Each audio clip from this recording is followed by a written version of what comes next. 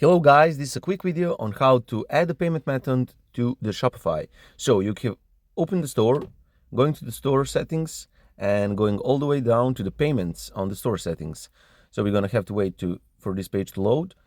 And over here you will have a possible options for the payment methods. In my country, the PayPal is only available thing, so you can just activate the PayPal by clicking activate the PayPal and going activate the PayPal Express checkout. And when you go there, it's going to redirect you on the PayPal. So I'm not gonna do that now, but you see it started doing it. So if you're living in some other country and have some other options to do that, you can go and select add payment methods. And when you go there, you can just type the credit card you have. You have all the options, the Visa, the MasterCard, American Express, Diners Club.